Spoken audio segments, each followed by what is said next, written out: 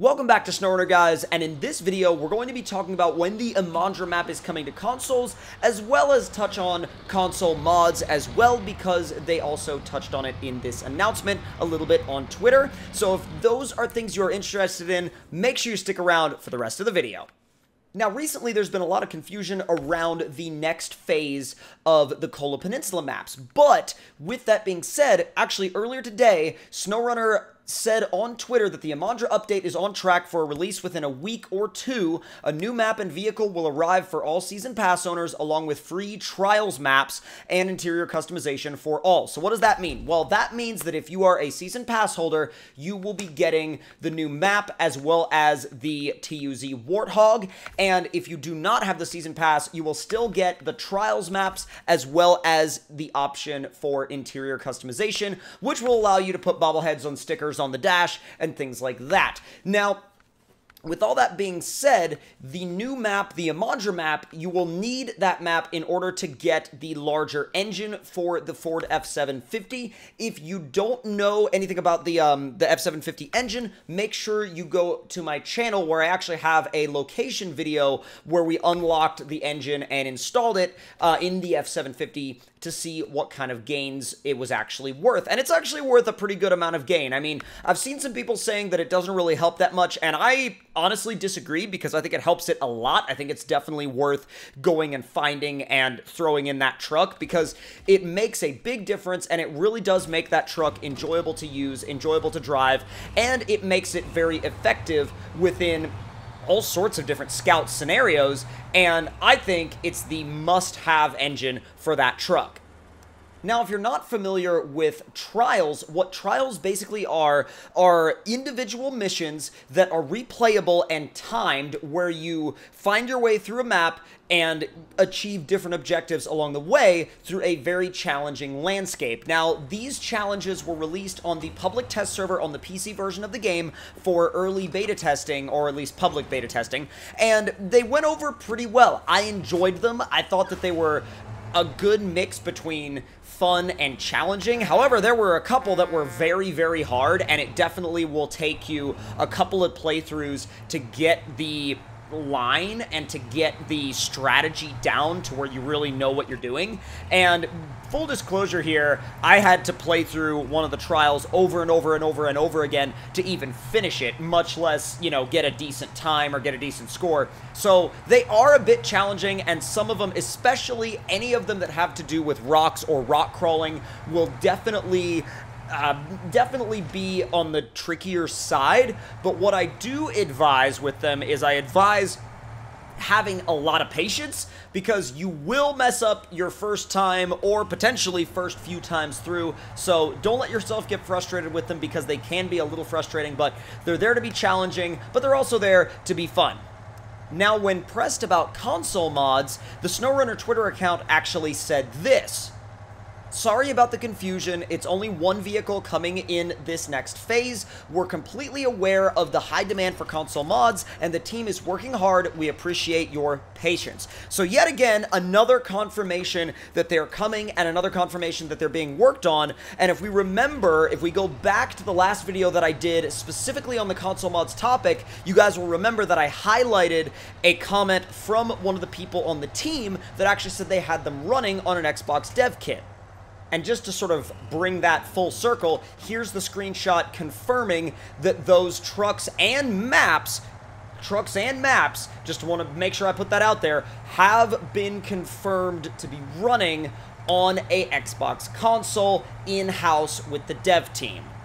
Now, something else that I think we should touch on is a rumor that I've seen going around a lot, that console mods are apparently sort of bookmarked for a release in December. Now, I'm not sure where these people think they're getting their information, but there haven't been any official releases or official confirmations from the devs yet publicly. And so I think it's very, very important, very, very important to be careful when people tell you, oh yeah, console mods are coming in December. Console mods are definitely coming in December.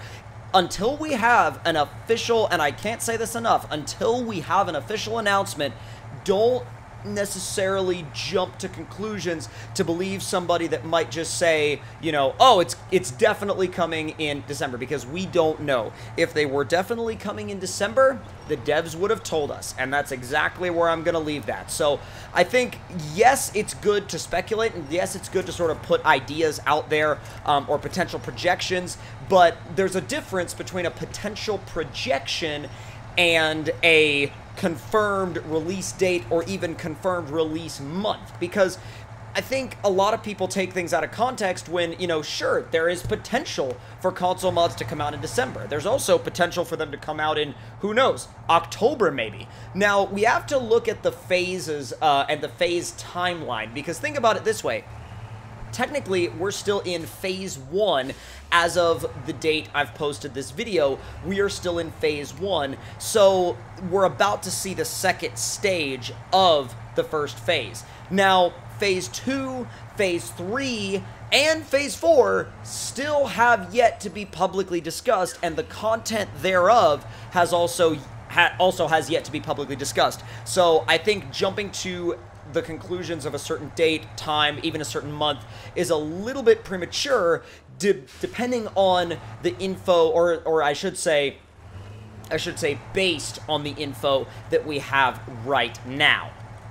Now, that's not to say that I'm not very, very excited for the updates and the announcements and the content that we're going to see in the future phases. I'm actually very, very excited to see phase 2, the first part of phase 2, going to public test server testing, because I would venture a guess that soon after the second half of phase 1 is released for consoles, we'll start to see some little bits and pieces of info here and there about the first half of, at least, or maybe even the first quarter of phase 2 content potentially coming to the public test server, or even just remotely getting announced or talked about. Now, I will go ahead and address some of the gameplay in the video real quick, because this is where everything went wrong. Now, it was a bit of a mistake trying to bring that truck and trailer up this hill anyway, because it's just so incredibly tight that it's a bad idea to begin with.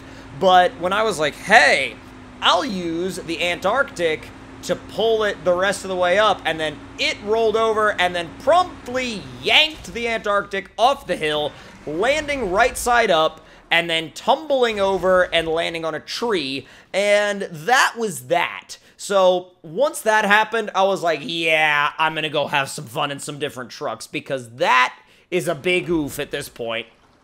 Now, to wrap things up here, some closing thoughts on the second phase of, or the second half, sorry, of phase 1 coming to consoles. It concerns me a little bit that they said in their announcement that it could be coming within the next 1 to 2 weeks. And the reason why that wording kind of concerns me a little bit is because they've said things like that before, where they sort of say a week or 2, potentially, and they leave that little bit of extra space open to potentially delay it a little further, so we don't exactly have a concrete idea of when it's going to be here, or a concrete day.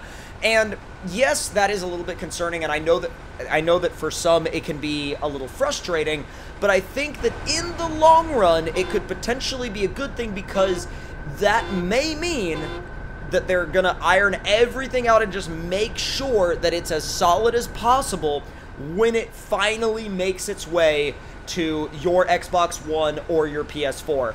And I think that that's gonna be the better approach in the long run. I mean, yes, it will take longer, and yes, I know some people are getting antsy. I mean, I had one of my friends literally called me up on my phone the other day and was like, hey, do you potentially know when the next half of phase 1 is going to drop for SnowRunner on consoles? And I was like, honestly, I have no idea. All I can go off of is what the developers tell us, and currently they've put us within that 1 to 2 week window from today. Going forward from today, we're now in that 1 to 2 week window. So I think it'll probably be closer to the 2-week window, but you never know. They could push it early. I would be very happy if they pushed it early, but I'm not going to hold my breath for them to do so. But I will say, once it finally pushes to consoles and finally pushes to the release build of the game, I think a lot of people are going to enjoy it. I think the airplane mission is going to be very, very popular, and I think a lot of people are going to have a lot of fun with that. I think it's probably one of the most fun, if not the most fun, heavy hauling mission that they've ever done in SnowRunner, so that's going to be a big plus. And of course, there's a lot of other things to do on the Imandra map, so I think a lot of people will be really, really, really happy with the amount of content that it has. So, with all that being said, hope you all enjoyed this update video, and if you did, leave your thoughts in the comments below, hit the like button if you enjoyed, and I'll see you guys in the next one. Talk to you all later.